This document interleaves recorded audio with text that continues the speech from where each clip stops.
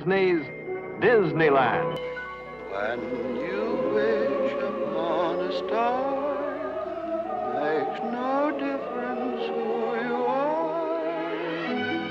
Each week as you enter this timeless land, one of these many worlds will open to you. Frontierland, tall tales and true from the legendary past. Tomorrowland, promise of things to come. Adventureland, the wonder world of nature's own realm. Fantasyland, the happiest kingdom of them all. Presenting this week from Fantasyland, the story of the Silly Symphony.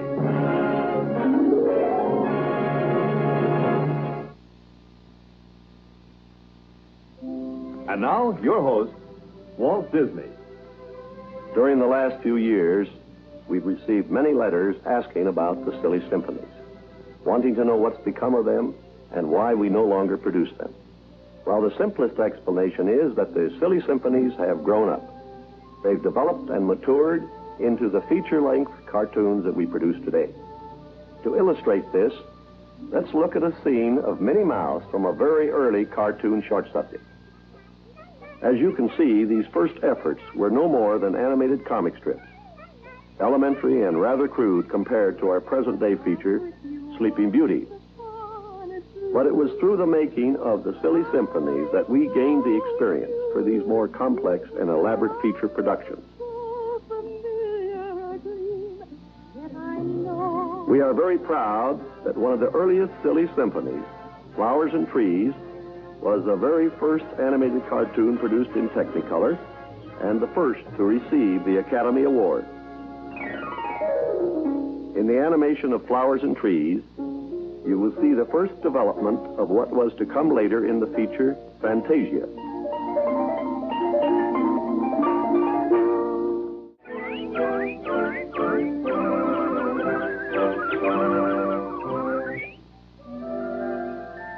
And then came The Three Little Pigs, one of the most popular pictures we've ever made. Besides winning the Academy Award, it gave us our first hit song, Who's Afraid of the Big Bad Wolf? We received many requests wanting to see more of the Three Little Pigs. So to meet the demand, we made the Three Little Wolves and the Practical Pig.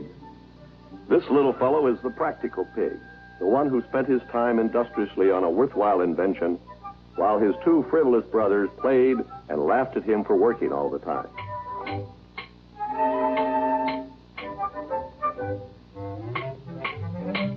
Remember, this hurts me worse than it does you.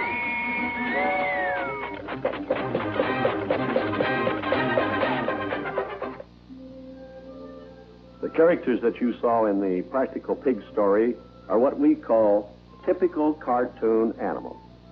They have human voices, they wear clothes, they walk upright. It's a combination of human and animal. But in more recent years, we've been taking our animal characters more directly from nature. In our feature production of Bambi, the characters were developed by drawing from life. Our artists made thousands of action sketches, catching every pose and characteristic attitude. And this procedure was also followed in the production of Dumbo.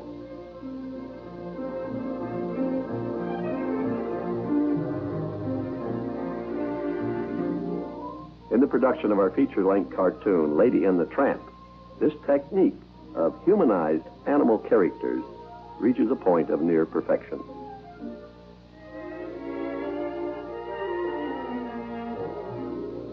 We first tried this approach to humanized animal animation in one of our early Silly Symphonies. For this project, we brought some kittens into the studio and let them play and roam about as they pleased, while the artist made sketches and collected ideas for the kitten story.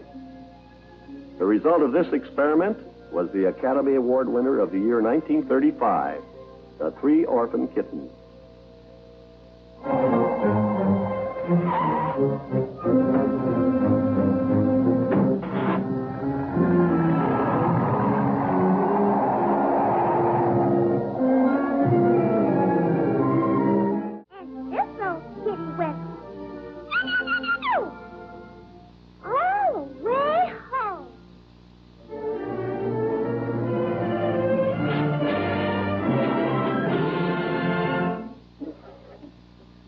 great works of Henry Wadsworth Longfellow, the one that has remained the most popular is his epic poem, The Song of Hiawatha.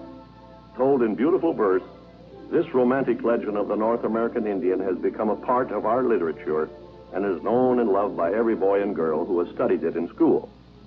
It's one of our favorite stories, and we hope to make a feature picture of it someday.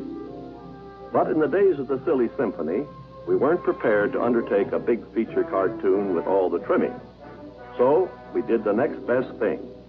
We produced a pocket edition, a miniature version, which we called Little Hiawatha.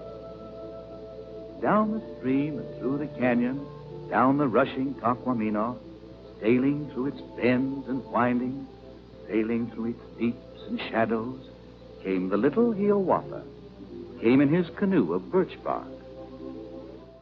Mighty hunter Hiawatha, mighty warrior Hiawatha, mighty chieftain Hiawatha, mighty little Hiawatha.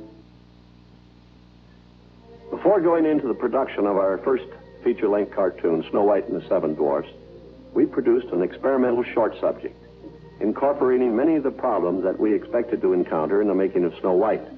This silly symphony was called The Old Mill. We attempted to give it the quality of a feature, taking special care with details such as water reflections, wind, rain, and lightning. Many pencil drawings were made in order to obtain realistic and lifelike animation of the effects we needed. For the first time, we would test the new multiplane camera, designed to give a dimensional quality and a feeling of space within our animated scenes. This silly symphony not only proved invaluable as an experiment, but was also quite a success in its own right. For The Old Mill went on to win the Academy Award for the year 1937.